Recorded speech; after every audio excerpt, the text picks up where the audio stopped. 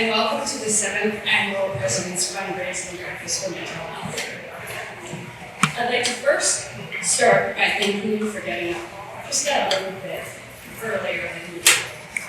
I'm kind of a really big morning person, but I don't have much choice. I have this 10-month-old puppy that hasn't really figured out the timings. So I get up earlier than usual all the time.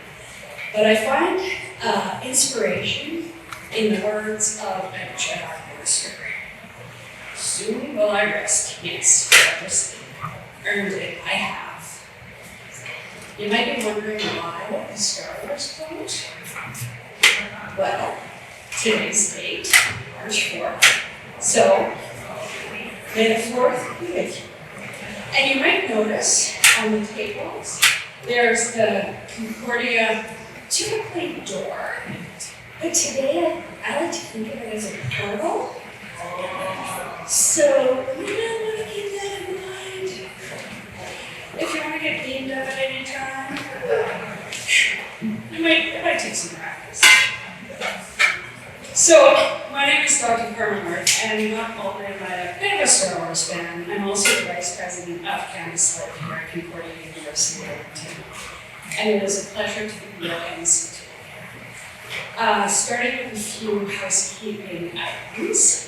You might find handy, the washrooms are outside the doors right out there. And throughout this time this morning, you can get up and drink coffee anytime. We're a smoke-free campus, so there's no smoking on campus basically anywhere. And in the small and very unlikely chance that we have any kind of emergency, obviously there are doors, and that's probably what you should take. You may want to try the portal, but it might not be the best way to make an exit in the campus emergency. So I'd also like to begin by acknowledging that we're currently gathering on traditional lands of Treaty 6 and Métis Nation 4. For generations, many First Peoples and Métis communities have lived and thrived on this land, developing unique cultures, languages, and traditions that continue to enrich the fabric of our society today. It's important to recognize the ongoing and enduring relationship First Peoples have with this land and to honor their history and contributions. As an extension of that recognition, it's important to acknowledge the responsibility that we all share in protecting and preserving the land, water, and all living beings that call this place home. Our theme for this breakfast is about moving from comfort to growth. It's time to talk as we see mental health challenges continuing to grow post-pandemic here on campus and pretty much everywhere.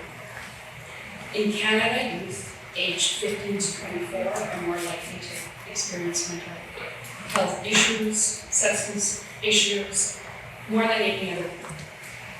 And sadly, Alberta's suicide rate is the second highest in Canada after Quebec.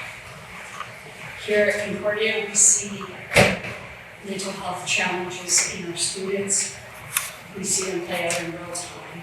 In the past academic year, we've seen a 40% increase in students seeking counseling support right here on campus. That's a pretty big growth. I believe part of that is indicative of the fact that the narrative of seeking help has changed. I also believe part of that is the need has increased. Fortunately, the conversation around mental health is changing, and as more people feel comfortable sharing their struggles, our understanding of all kinds of mental health issues are also changing. As a professor of psychology, I used to advise students to get out of their comfort zones, stretch yourself, reflect, embrace a growth mindset. And I know from firsthand experience, growth often happens in the margins. Push those margins a little bit further, stay in the margin and kind of stretch that boundary. And I know I've done that a ton in my life. I kind of live in the margins a lot of the time. And I'll never forget my first day as a prof at Concordia. It felt really high pressure to me because this is where I came from, this is where I started as a student, and I love this place. And so I wanted to show up and I wanted to do a good job. My heart was just pounding, and I had taught before, like lots, but my heart was beating so loud I couldn't even hear myself. And like literally could not hear anything coming out of my mouth. So I'm trying to teach with this I had no idea whether anything I said made sense that day. I somehow got through it. And because it was my first day, I'd bring burgers, I'd gone over, I'd practiced, I'd like basically taught the whole thing to my dogs a couple times. But doing that over and over and over again, somehow pushing that comfort zone, it became really comfortable. Staying uncomfortable, letting myself stay uncomfortable, and I mean, that's one example, right? I'm sure we can all come up with lots of like examples of where we had to be uncomfortable and just let ourselves be uncomfortable. Eventually it becomes comfortable. And I think the challenge then is to find something else that's uncomfortable so that we can continue growing. And I think that's kind of what happens as the weeks go on. Continue to challenge ourselves, to stretch what's comfortable, what's uncomfortable, and growth happens. So that nervousness or that fear that we might feel when we first do something, eventually just transforms and we grow and we grow, and then all kinds of things become possible. So I certainly never thought I'd be standing here doing this when I first started teaching that class that day. But I guess the force happens. So for many students, making new friends can be stepping out of their comfort zone. Coming to class is stepping out of their comfort zone. I know as a prof, the first few days of class, it was often so quiet. I'd walk in and people often arrived just on time because it was so uncomfortable. And then as the weeks went by, people came earlier and earlier, and it was so noisy. Sometimes I'd whistle to start the class because people were talking. So what had been so uncomfortable sitting with a bunch of people they didn't know, those people started to become friendly, and then they started to become friends. So it was uncomfortable to talk about it. So just being a student, sitting in a class with unknown people can be uncomfortable. Coming to a breakfast like this for some people, some of you, maybe stretching your comfort zone. But you sit here and talk to people and get to know people, and eventually it might become comfortable in a matter of 5-10 minutes perhaps. So sometimes it's a matter of looking at what we're doing to see where that growth is. And hopefully, by the end of this breakfast, for example, you might go, wow, I'm glad I came. Whereas at 6 o'clock, you might have been going, what did I sign up for? So our hope today is that we will inspire you to get out of your comfort zone a little bit. And as we talk about mental health, we'll continue to break down those stigmas, those ideas, those misconceptions about mental health that have been hanging around way too long. And by having that public conversation, this public conversation about mental health during Mental Health Week, we're slowly chipping away at that discomfort that many people feel about that subject. We're creating a space for people to grow in their understanding of mental health. And at the end of today's breakfast, you'll have gained some stuff, some learning. You'll have gained learning from our live demonstration by Dr. Taya Como, Assistant Professor of Psychology. You'll hear from students Haley Reed, Selena Berkland, Duncan Califf about their own journeys with mental health learning as they share their experience in their own words. But first, this is the Mental Health Breakfast. hosted by the president, and so I'd like to introduce you now to the host of today's breakfast, the president and vice chancellor of Concordia University of Edmonton, Dr. Tim Moore.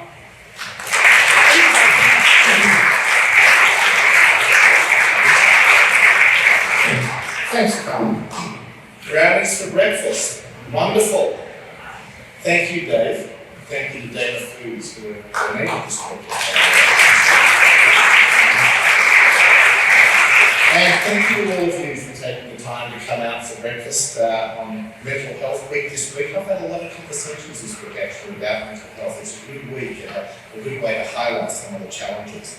And this particular event is very near and dear to my heart, and not just because it's called the President's Fundraising Breakfast for Mental Health, but because it's an initiative that we began about 7 years ago to address a problem that I saw here on campus. Now here at Concordia, we're a community, and like any good community, we care about each other, and we take care of those who are feeling vulnerable and those who need help. So modern medicine has come a long way, and we know that health is not just the absence of illness, but rather it's far more complex than that. There's emotional health, there's spiritual wellness, and of course, mental health. And as someone who's faced some mental health challenges myself, I know how that feeling of heaviness and burden can affect every part of your life. You can't show up every day as your best self if you're expending all your energy trying to climb out from under a cloud. When we lost our student Sean O'Brien to suicide a number of years ago, our entire community was devastated. And it was at that point I really thought this got to be better. His family was looking for a way to honour his legacy, so we pitched with the idea of creating a fund that would support mental health initiatives here at Concordia, over and above the support that students were already receiving as part of our counselling services and health benefits, although there weren't too many student health benefits at that time. 7 years later, we've raised $170,000 towards this effort, and we don't plan on slowing down. And that's why today is so important. We're here to show our students we care, not just about their academic achievements, but about them as wonderful and complex human beings. So I'm thrilled that today, for the first time, we have corporate sponsors who stepped up to support this event. So here we go. Here are the thank yous. First of all, another thank you to Dana Hospitality for the breakfast. Thank you so much, Dana.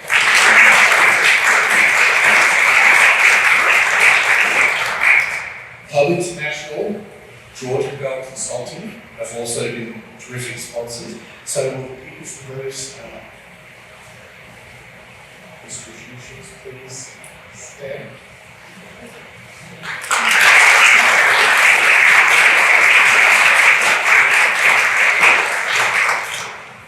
So with their generous help, every dollar that's raised this morning goes towards student mental health initiatives. There was a time when we had to pay for the breakfast, pay for a whole bunch of stuff. Those costs have been covered by these wonderful dollars and more. So thank you for your support for this event. I would also like to recognise some Concordia staff here who did a lot towards making this very happen. So thank you. She's without finishing down the show here today. Emily, where is Emily? Emily? Yes, Emily. Shyla, I saw you out smoothing tablecloths, and thank you, Shyla. And of course, staff of the President's Office, Judy and Suzanne and Kristen. So thank you, Judy.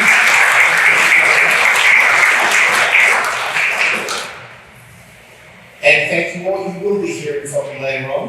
But for now, I'll just say enjoy breakfast and enjoy the other speakers that we have.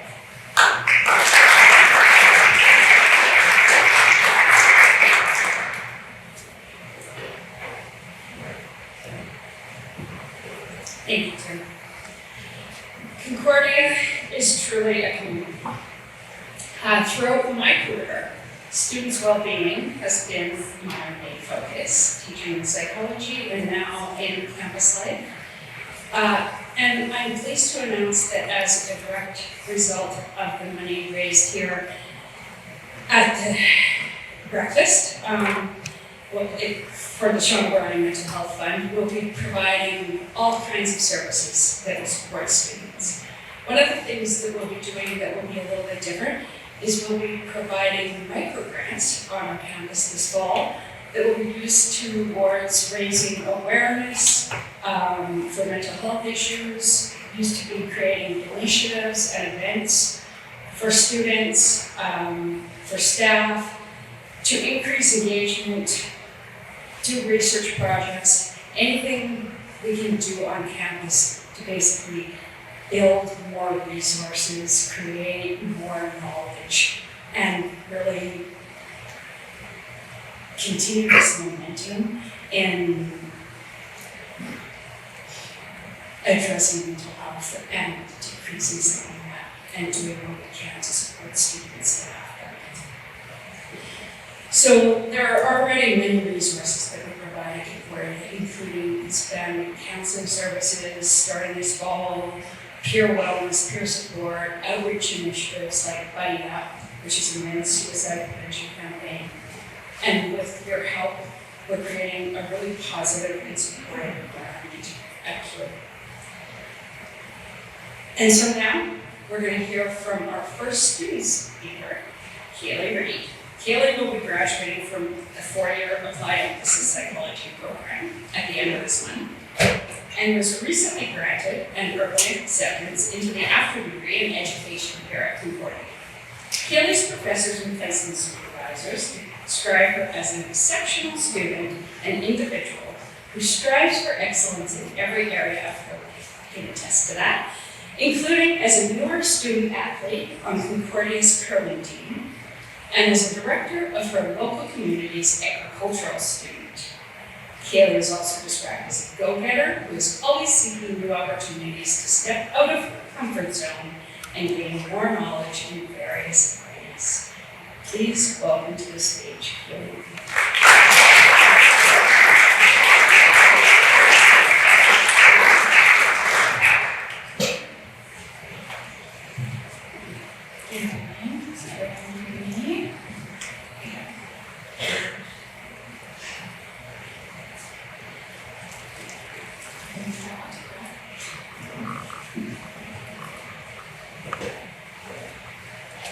I first want to start by saying take care of yourself this morning. I will briefly mention suicide,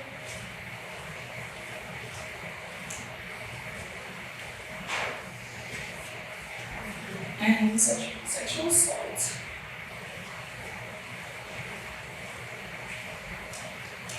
Which can be triggering for some, so please step away if you need. Mental health can be a difficult topic in general, but it needs to be talked about.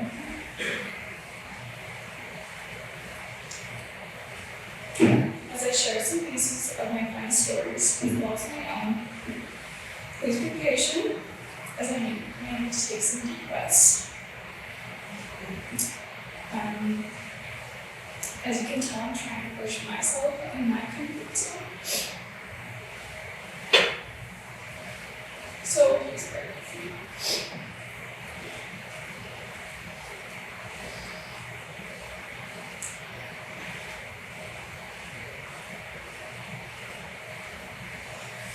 I'm sure at least a handful of us in this room know someone who's died by suicide. I unfortunately have been impacted by 3 suicides.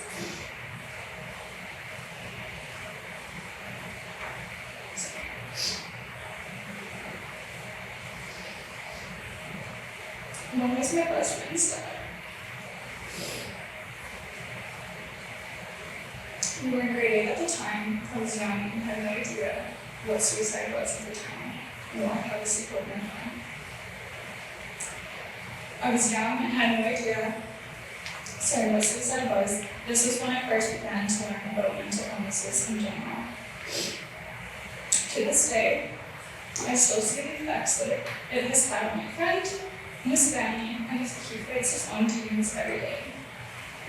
I try to encourage him to talk and seek professional help, but he still refuses. mainly because our society does not encourage men to talk and has created a mental health mentality, which is why this support from me is so important. Another friend of mine, who is also a student here at Concordia, was sexually assaulted off campus in our first year of university back in 2019.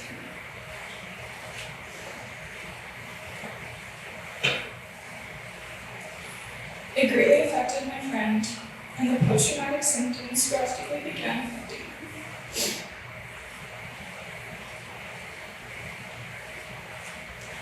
I encouraged them to seek help here at Concordia, and they eventually looked in with counseling. They were unable to successfully help my friend here at Concordia, but they did refer him to another professional who was more competent with sexual assault cases. This drastically helped my friend, and had it not been for the referral from Concordia counselors, I do not think my friend would still be here today.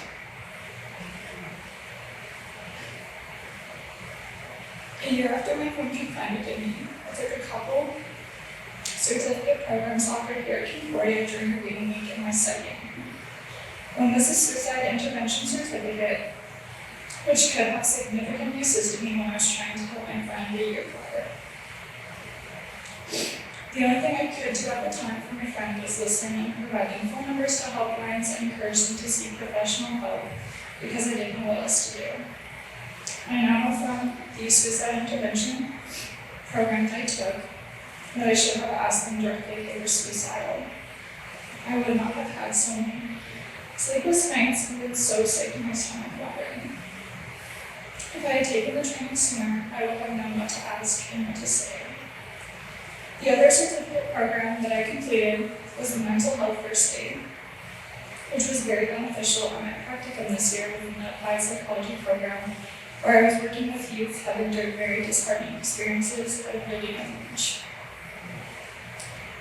As for myself, and I'm sure many students will agree with me that being a student is extremely hard and difficult on our mental health.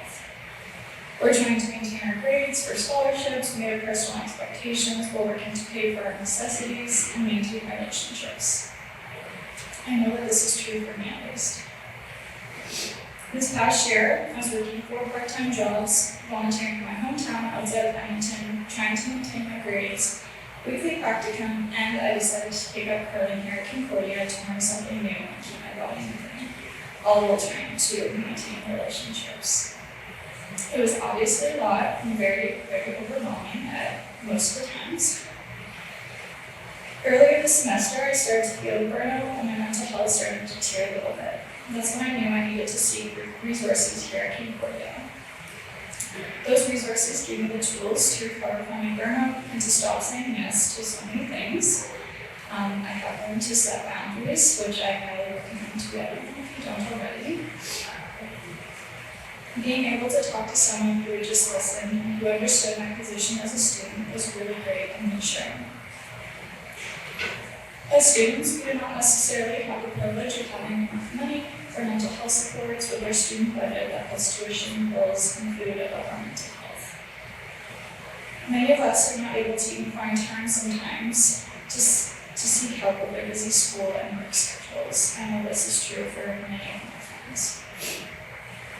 What is helpful is having access to resources that Carmen had briefly mentioned through our school, such as the suicide intervention certificate and mental health first aid, which was so important for me, as well as having supports in place for us to seek help whenever we needed it, like counseling.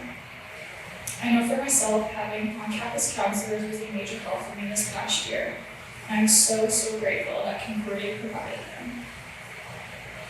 I never had that type of support at my previous schools growing up, but I wish I had, especially in grade 8 after the passing of my friend's dad.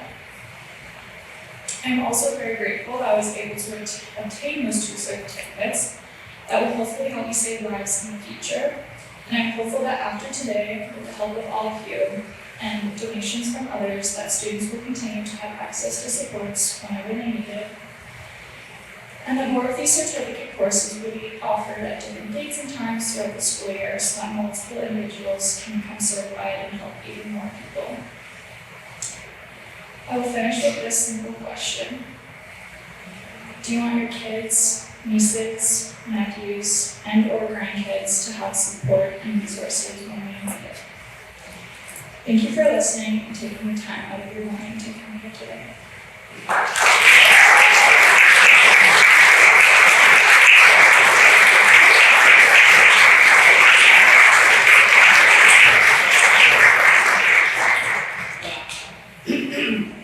Wow. Thank you, Kaylee, for your courage and for all of the support that you give the people around you and the support you give yourself. Because if you don't give yourself that support, how can you give it to other people? And thank you for sharing this.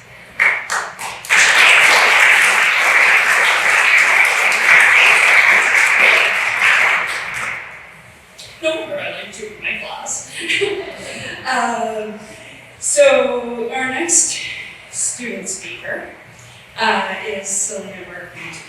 And Selena is a second-year graduate student in the Doctor of Psychology program in clinical psychology here at CU. She's also an alumna of the Bachelor of Arts undergraduate program. During her undergraduate years, Selena was a member of the Thunder Athletics women's soccer team. She has carried forward her many experiences amassed at Concordia and believes passionately in advocating for mental health, engaging in meaningful change, and augmenting the voices of those who go unheard. Please welcome Selena to the stage.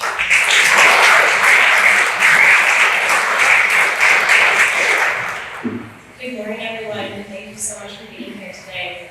I really just would like to take a moment to honor the vulnerability and authenticity brought to the stage by Keely.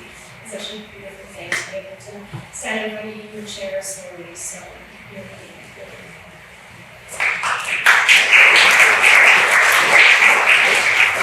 I'm also in awe of your spirit of curiosity and openness for everyone in the room today, especially this early, so thank you for all being here. Today I would like to share a message about the power of staying in the room, and I would like to label a shared sense of feeling stuck in our lives at times. I've worked in corrections for over 4 years, and this has exposed me to some of the extremes of human behavior. And in terms of suffering and being disadvantaged at every turn, I've also bore witness to individuals greatly struggling with being stuck. While many of our offenders have experienced what we would label as trauma, or horrendous things that have happened to them in their lifetimes, what we often fail to recognize in society are the psychic wounds that can develop throughout our childhoods. As Nicole Rete says, trauma is not what happens to you, it's what happens inside of you as a result of what happened to you. We can often feel alone with our psychic wounds, alone with our suffering, despite being in a room surrounded by people. We can downplay the importance of what's happened to us, telling ourselves others have had it worse.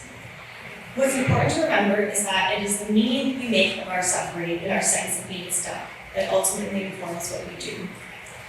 I've interacted with many life sentence inmates and have noticed the difference in their acceptance and understanding of life, which is their willingness and openness to explore with others the meaning of what has happened to them. Change and feeling unstuck becomes possible through interaction with others. I recently observed this very process when working with an offender experiencing severe thoughts of suicide. It was clear working with them that they just had this internal war raging inside of them where they felt alone and helpless, despite staff's efforts to provide support and intervention. One evening I checked in on this individual and asked if they'd like to engage in activity. I could see just a huge amount of indecision on their face, an inability to reach out and take that support that was being offered. What won them over was another offender offering to engage in the same activity. This peer opened the door for the individual to feel some degree of connectedness. We all went to the room together, and I set up the activity. We were kind of chatting, and unfortunately, due to this individual's internal dialogue, they left the room. They weren't able to stay. I watched as the peer stayed seated, waiting for the individual to come back. And I was thinking to myself, this person just really suffering. They probably won't be able to come back into the room. But eventually this person walked by the room again, and they saw the peers staying waiting at the table. They immediately went, sat down, and apologized, saying, like, they didn't think that peer really cared, that they really wanted to spend time with them. For the next 2 hours, both offenders smiled, laughed, and developed a connection to the world around them through the power of the other person staying in the room. I think that this lesson needs to be shared and reflected upon. We hold potential for becoming unstuck when we reach out to others, and also when we provide ourselves the opportunity to make new connections through simple acts such as staying in the room. For all of you to be here in this room today says a great deal to your willingness and investment in mental health, and I'd like to thank you from the bottom of my heart. To finish with a quote that came across in my studies this year, some say the greatest gift is to be seen, known, and loved. A greater gift is to see, know, and love. Thank you.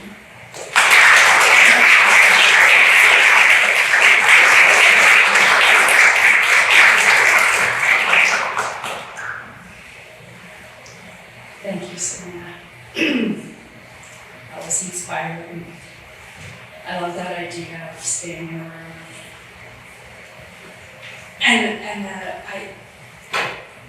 What came to my mind when you were speaking is that the power of community and the idea that when people are alone with their thoughts and the impact of events, often that's what kind of festers and creates all kinds of struggles. And community can often work to counter that. And that sense of aloneness is not helpful. And so when we can engage in community and community can reach out and engage people in that way that you were just speaking about, it can be incredibly transformative and helpful. And I think that's one of the things that the Sean O'Brien Fund is really supportive of and can help finance or support financially. And that's what we're really working toward here today. And that's what this breakfast is about. So one of the things that I want to take a moment to do is recognize the amazing people at Concordia that create community and that reach out and care for our students and the students' well-being. So the Concordia counseling staff, the student support staff, the student counseling trainees, the Q Wellness staff, I'll call them that, the Q Wellness volunteers, the peer support students, the student associations, the faculty, and all of the employees who work to create the Q community. One of the great supporters of Q Wellness is Nicole Hotailing, and she is the manager of Q Wellness, and she promotes many mental health outreach programs, training, wellness walking groups, and that's happening during Mental Health Wellness Week and throughout the year. And if you've kind of looked over at the TV, sometimes you'll see some of the things advertised. So if you are curious about some of the things we do at Q, you can check out the website and you'll see some of the events listed, and you can actually take part in some of the free events and free initiatives that we offer. We have a ton of free offerings that support mental health at Q. And so some of the things that the students have mentioned, those are all free initiatives. So the assist training and the mental health first aid training are all things that are happening on an ongoing basis that help students deal with their own stuff, but also help students create community, help employees create community, and support their students and their employees. So now I want to introduce you to Dr. Taya Como, Assistant Professor of Psychology, and she's going to walk you through a values exercise in line with the theme, From Comfort to Earth. When we encounter challenges and setbacks, our values can provide us with a sense of meaning and purpose, and that can keep us resilient in the face of challenges. And so Kaya is going to come up and walk us through an exercise.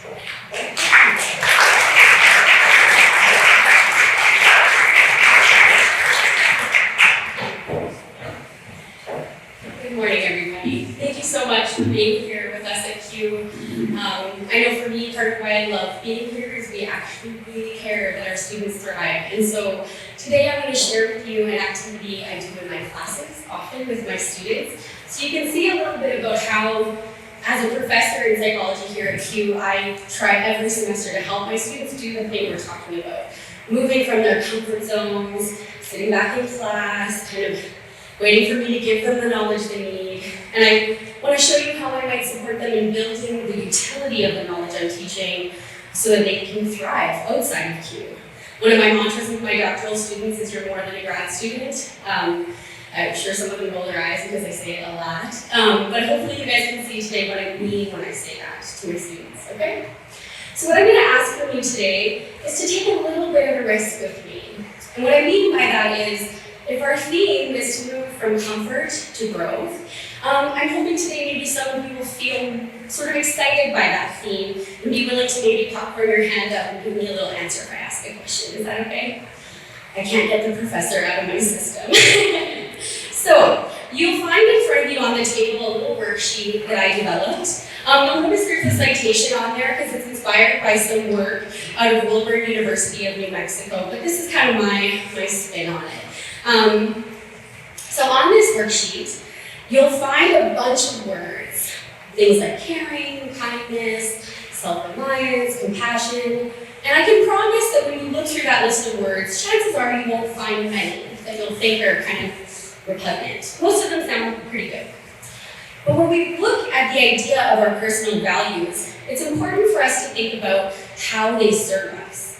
I know as a values researcher, people often look at me and they're like, yeah, okay, values are cool, but I want to show you what values can do for you. Because when I'm asking you, or my students, or my clients, as a practicing psychologist, to move from comfort to growth, they often look at me like, yeah, okay, cool, but I want them to have a why, a reason why moving from comfort to growth is worth it. And I think these words can provide us with that opportunity. So what I want you to do is take a look through this list of about 60-some words and see which ones jump out at you.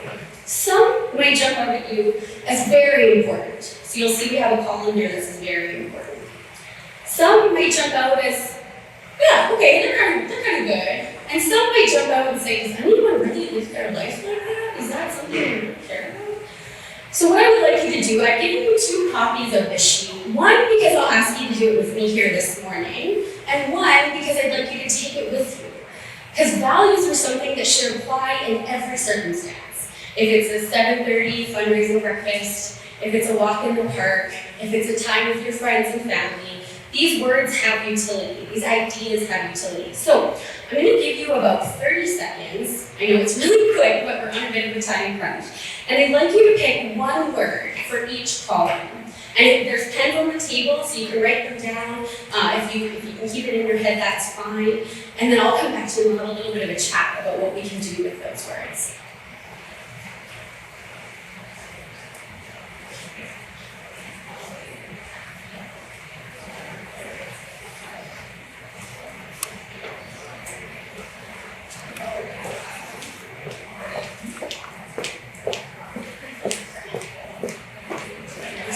Circling with some pens, so if you need a pen, just throw your hand up and she'll help you.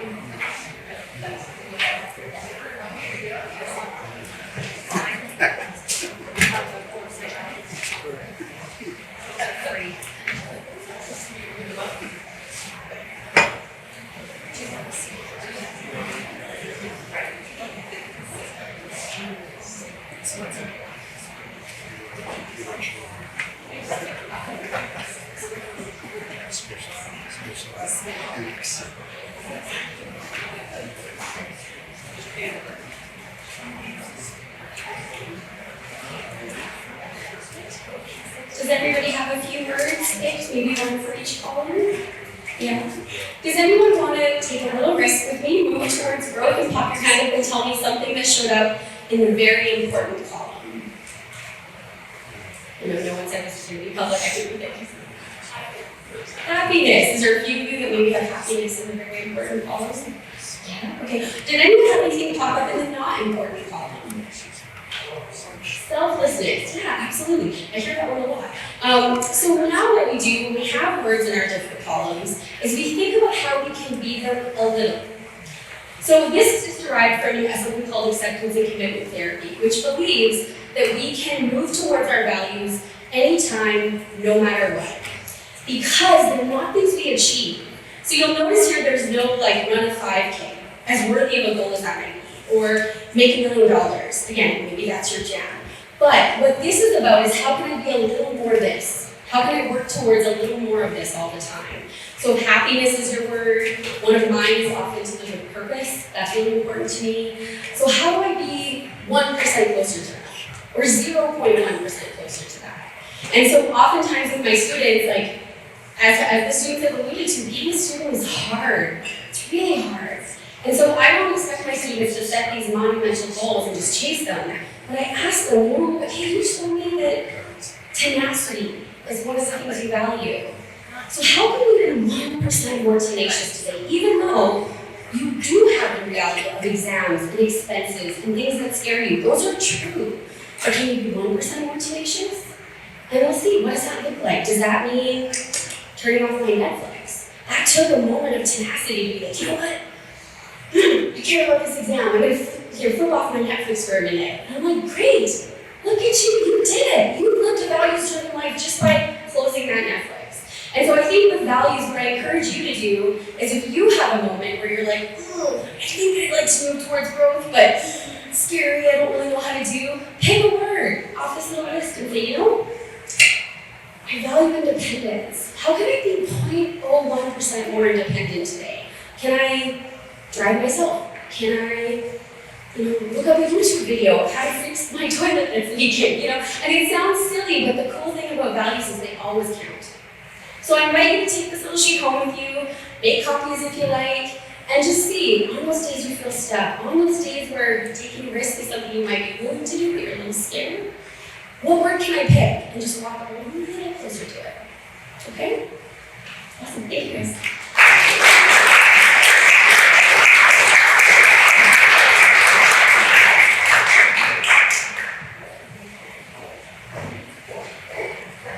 Thank you, Tara. That was awesome. I'm gonna go home and fix my toilet. Actually, I already did. That was great.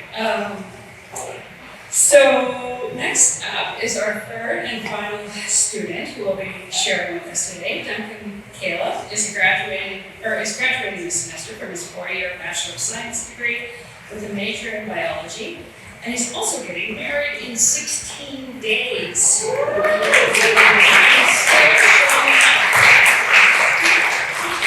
Duncan is a former member of the Concordia men's volleyball team, inside, and now invests his time outside of school in volunteering for Christian ministry, working at a physiotherapy clinic, and rock climbing. He displays exceptional leadership qualities among his peers and is described by them as being emotionally mature and a person who invests deeply into high-quality relationships. Please welcome Duncan to the stage.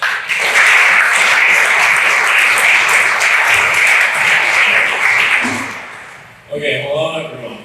Can you guys hear me? Give me a thumbs up in the back. Is it good? Okay, so this is for me. I'm going to start with a little joke. Do you guys know why birds fly in V formation? Did anyone in V formation?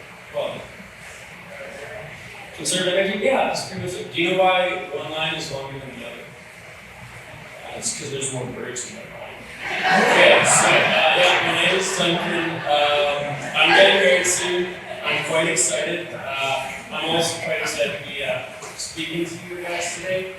Now, when Taya emailed me and asked me to speak at this event, I was kind of like, well, I was quite surprised, but I was also like, what am I going to say? I thought about it for a bit, and I went, I feel really not prepared to speak here, because I'll be honest, I haven't used even one of the mental health resources at the school, so my bad, just But, I started thinking and I was like, what can I bring to this conversation? And the answer is pretty obvious. It's me, it's my experiences, my knowledge, what my life has brought me. And so I just want to share that with you guys. So, where to start? When I think of my life, I look at it and I realize I'm actually a pretty fortunate person. I grew up in a home with two loving parents who put a lot of blood, sweat, and tears into raising me and to where I am today. That's not me bragging, that's just simply the reality of my life. And I realize that a lot of people aren't fortunate enough to have that, to have parents who give time and effort in. And so, for my life, I'm honestly quite grateful. It's done a ton for me.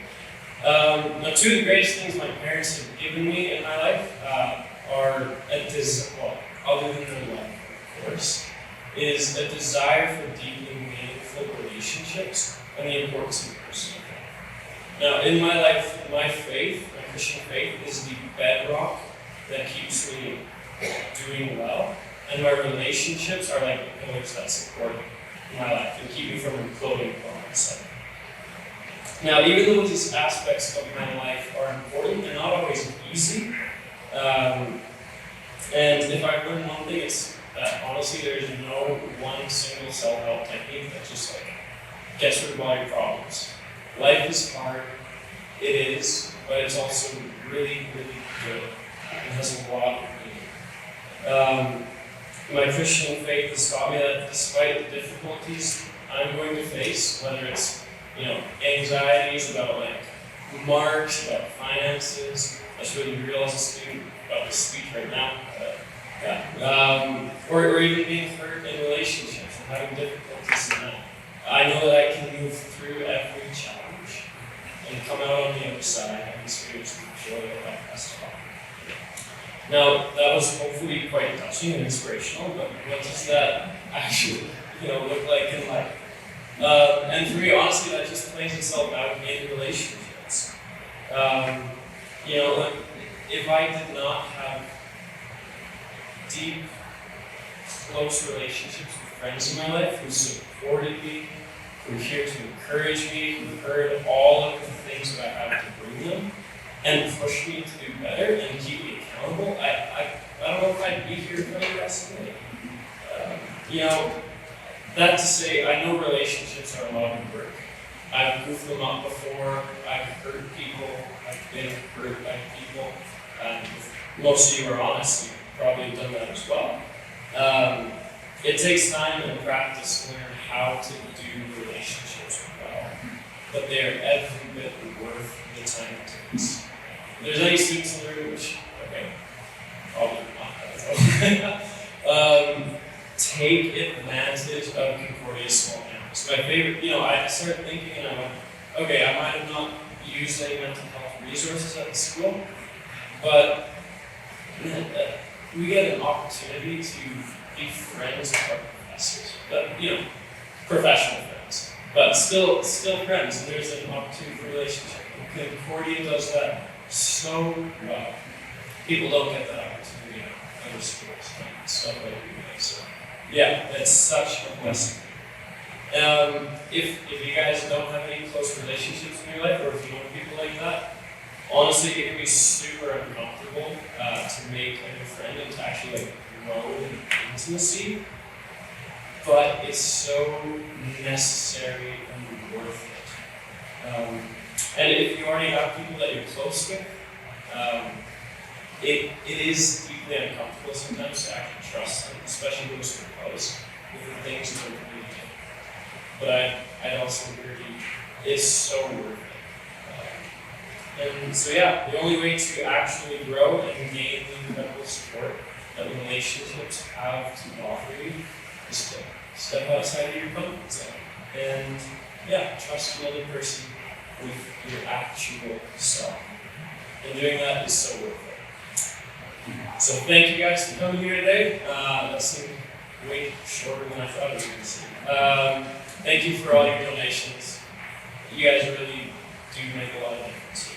I wish I could talk a lot more, but that's all the time I have today. Shout out to my fiance and yes.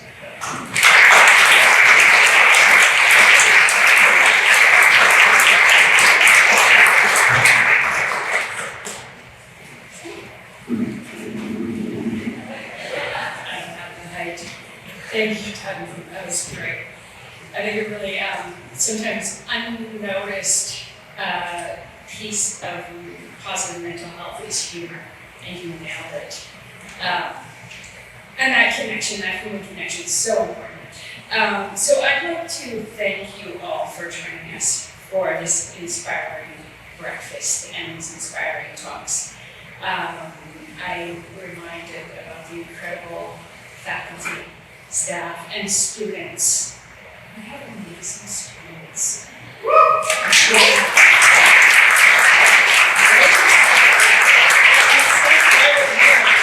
So, as we reflect on Mental Health Week, let's continue to support each other, continue to support students, continue to support our loved ones, and reach out for help if we need it, when we need it. Be where our feet are. Your presence here today shows your commitment to making a positive impact on mental health for our students, and we really appreciate your support. So now it is my pleasure to hand the mic over to CUE's President and Vice Chancellor, Tim Norman, once again, to conclude our formal program.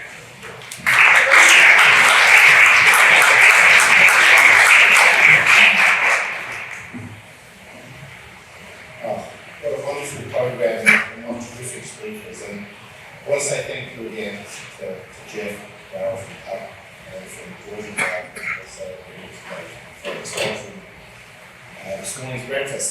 Thank you to Kaylee. Thank you to Selena. Selena, is this yours?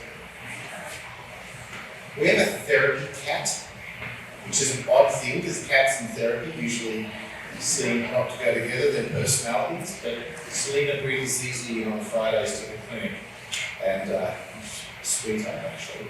It's kind of like a dog, that's not why I think I like it. Thank you also, Duncan. So thank you for sharing your stories today, and Taya for leading us in that values exercise. It was really terrific. Mine was a toss-up between integrity and kindness in that top column. So we are coming to the end of the program, but there's still one very important thing to do before we close, and that involves your pocketbook. As you've heard from Carmen, there's a real need on campus for mental health support. And to address this growing need, we've had to become more creative in the way we offer our services here at Concordia. So we've made a decision to expand our counselling services through our Centre for Inspired Minds, Lives and Communities here at CUE. Now this innovative approach allows our clinical doctorate in psychology and the students there supervised under a registered psychologist and to provide free counselling services for our student body. So it's going to help those students gain valuable real-world experience. And they are doctoral students, so they're already very high-powered psychology folks. But it will help them to gain more real-world experience while expanding mental health services here at Concordia by 85% for our students. In addition to being able to offer counselling in something like 8 languages from my state. This is in addition to our other programs such as peer support and low-cost web-based counselling services that are available through our student benefit plans. So I'm really proud of the work we've been able to do in the area of mental health, and as you can see, it is getting better, but we're not done yet. As Carmen mentioned, we'll be taking the money raised from this breakfast and creating a series of micro grants on the topic of mental health. And we've done that before to great success in the area of equity and inclusion, diversity and inclusion. We've had grants. And these grants will help us implement a multi-pronged approach to preventive mental health. Our goal is to empower the community to invest in themselves in a way that gets them thinking about how they can co-create a positive mental health environment in our university. So today I'm going to ask you to go from comfort to growth in your donations. So perhaps you're a past donor, most of you in this room are, and you've always donated the same amount year after year. And we absolutely appreciate that, but I want to issue you a special challenge today. I want to ask you if you can dig a little deeper, maybe increasing your donation by 10 or 20 or $50 or more today. Because we have a really exciting opportunity today. And that opportunity is to double your donation. So we have a generous donor, Sheila O'Brien. She's the mother of Sean O'Brien, the student I mentioned at the start of the breakfast this morning who committed suicide a few years ago. And it's the O'Brien family who set up the Sean O'Brien Mental Health Fund, and they've been very generous supporters on it. So she has agreed to match every donation up to the value of $10,000 this morning.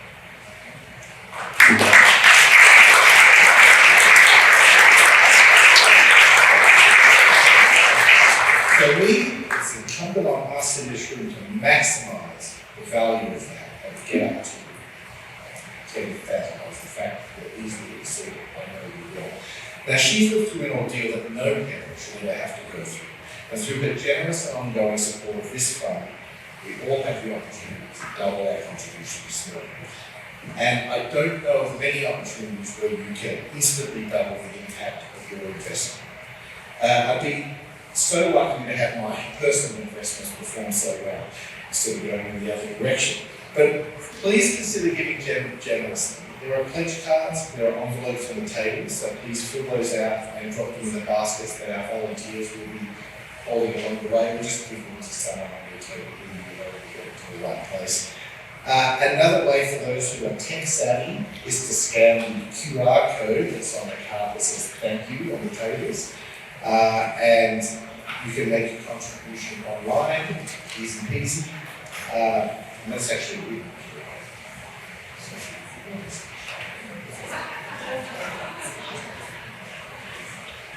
And at Concordia, we're not immune to inflation either. So the cost of bringing in registered psychologists running student programs have increased, while our provincial funding has remained the same in this area. We appreciate your support in helping us fund and grow our mental health supports here on campus. And before I conclude, one more shout out to our corporate sponsors, Hub International for being our presenting sponsor, Georgia Bell Consulting for being our wellness sponsor, and Dana Hospitality for providing complimentary breakfast. Their contributions help us to ensure that every dollar raised today goes directly to the Sean O'Brien Mental Health Fund to make a real difference for our students.